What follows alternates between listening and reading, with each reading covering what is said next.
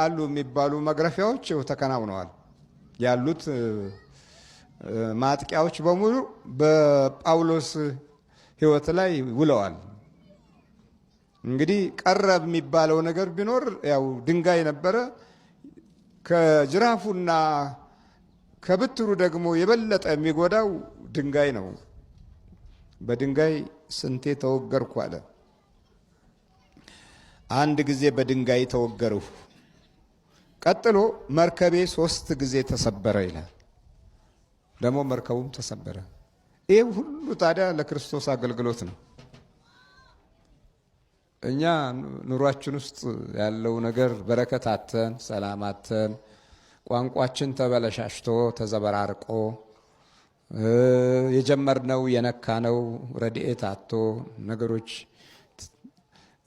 መንገዳቸውን ስተው እቅዳችንና ፕሮግራማችን ግራ ጋብቶን ሌሊት ቃጅተን ቀን ደክመን ሁሉንም አይነት ሰላም ከህይወታችን ውስጥ አተን ነው አሁን ወደዚህ የመጣ ነው። እሱ ግን ለየት ያለ ነው። እንዲህ ነው የሚለው መርከቤ 3 ጊዜ ተሰበረ ያለ። ወደ ተጨነቁት ህዝቦች ሲሄድ የወንጌል ናፍቆት አህዛብነትና አረማዊነት ወዳጠቃቸው ወገኖች ሲጓዝ ይኸውልህ እንግዲህ መናፍስት ከህይወት ውስጥ ሆኖ ተመሳስሎ ይኖርና የሚከተሉትን ድርጊቶች ይፈጽማል። አንደኛ ተፈጥሮን ጨካኝ ያደርጋታል። ሁለተኛ የሰው ልጆችን ልብ ያጠጠረና ዱላ ያስነሳል፣ ተቃውሞ ያስነሳል። ክፋትና ተንኮልን ያዳብራል፣ ያንቀሳቅሳል። በሶስተኛ ደረጃ ውስጡ እየኖረበት እንኳ አይራራም። በህይወትህ ላይ እየኖረበት የምትበላውን እየበላ የምትጠጣውን እየጠጣ የምታስበውን እያሰበ የምትኖረውን እየኖረ የምትለብሰውን እየለበሰ አይራራም። ሌላው መጎዳትህን ይፈልጋል። ልብህ ውስጥ ቁጭ ብሎ ጉዳትህን ይፈልጋል፣ መጥፋትህን ይፈልጋል። ጠላትነቱ ከአንተ አኗኗር ውስጥ ሆኖ በቤትህ ቤቱ እያደረገው፣ ኑሮህን ኑሮ እያደረገው፣ እጅህን እጅህ እያደረገው፣ እግርህን እግርህ እያደረገው ይኖራል። ዓይንህን ዓይኑ እያደረገው በምታየው ዓይን ውስጥ አብሮ ያያል። ወደምትፈልገው ሳይሆን ወደማትፈልገው እንድትሄድ ይሞክራል። ለዚህ ጳውሎስ ወደሚሄድበት ግዛት እንዳይሄድ መርከቡን 3 ጊዜ ሰበረበት። ግን ውስጡ ነው ያለው ጠላቱ። ወደ መስበሪያው ስፍራ ይወስደዋል። ወይም የአየሩ ጠባይ አስቸጋሪ ወደሆነ ቀጠና ውስጥ እንዲገባ ወይ ያዘገየዋል ወይ ያፈጥነዋል። ይሄ አጠቃቀም ጠባዮቹ እጅግ የሚገርሙ ናቸው። የተፈጥሮውን ካልኩሌሽን በደንብ የሂሳብ ዘርፉን ያውቀዋል። ወደፊት እንቅፋት ካለ አጣድፎ እንቅፋት ውስጥ እንድትገባ ያደርጋል። ወይም ወደፊት እንቅፋቱ የሚዘገይ ከሆነ አንተ ከእንቅፋቱ ኋላ አዘግይቶ ፊት ለፊት ያላትምሃል። ዘዴዎቹ በርካቶች ናቸው። መርከቤ 3 ጊዜ ተሰበረ፣ ሌሊትና ቀን በባህር ውስጥ ኖርሁ ይላል። ሌሊትም ቀንም የባህር ኑሮ ያዘ።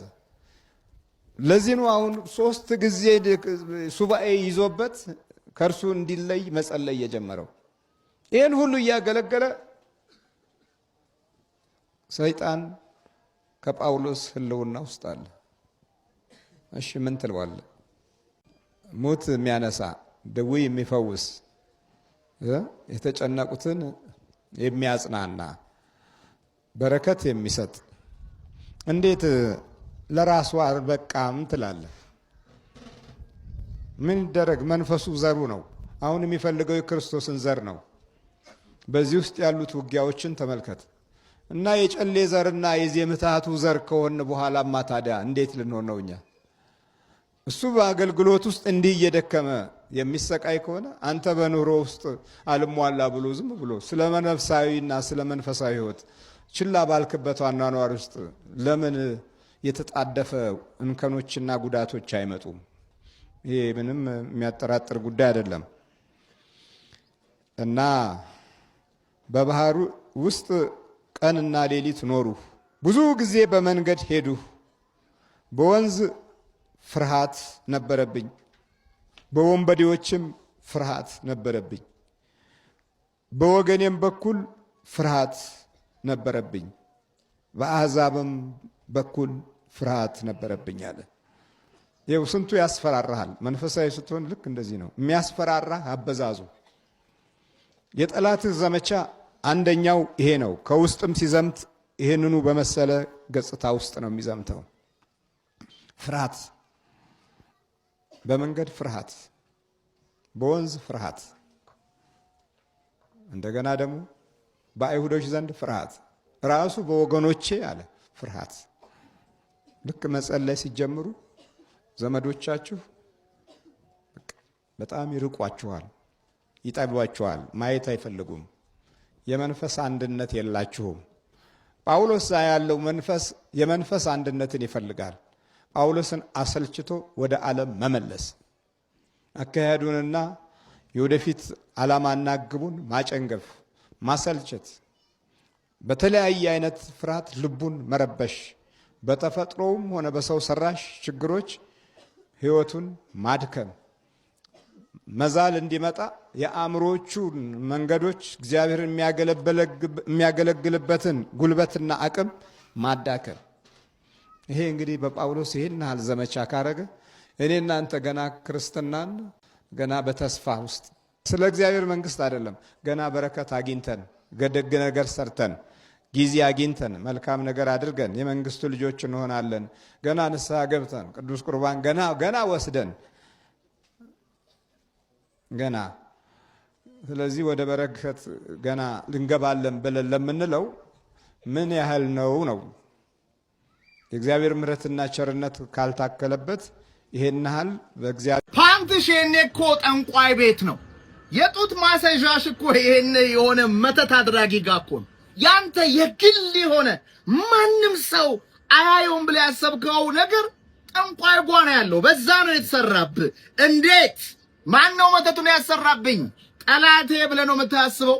ያሰራብህ ግን ወዳጅ፣ የቅርብ ሰው፣ ሜቢ ቤተሰብ፣ አብሬ ተማርከው ከገንዘብህ ከኢነርጂ ከኃይል ያካፈልከው ሰው ነው። ጠላትህማ እንዴት ያንተን የግል ነገር ያውቃል? ፓንትሽ የት እንደሚቀመጥ የሚያውቀው የምታውቀው የቅርብ ሰዎች ነው። በጣም ተጠንቀቁ ሰዎች።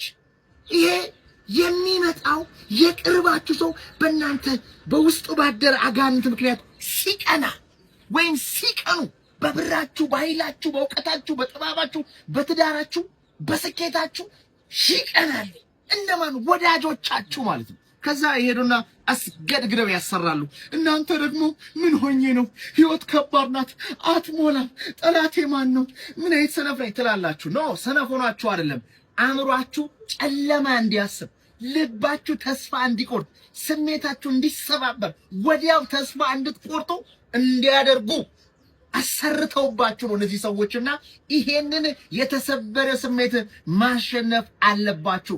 አበው አባቶቻችን ምን አሉ? ወዳጆቼን 100 ጊዜ ነው ቼክ ማድረጋቸው፣ ጠላቶችን 1 ጊዜ። ጠላቶቻችን እኮ ትጠነቀቃላችሁ አይደል?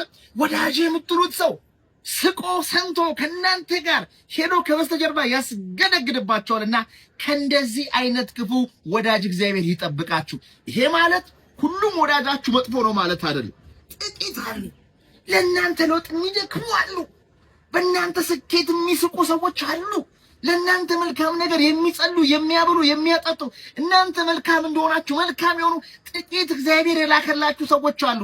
እነዛ ሰዎችን የምታስደስቱ ለነዛ ሰዎች ብላችሁ በርቱ፣ ጀግኑ፣ ትልቅ ሰው ነው። ከእንደዚህ ከቆሻሻ አስተሳሰብ፣ ከመተት አሰራር፣ ከመጥፎ መንፈስ ዲያብሎስ መናፍስት ውጊያ እግዚአብሔር አምላክ ይጠብቃችሁ።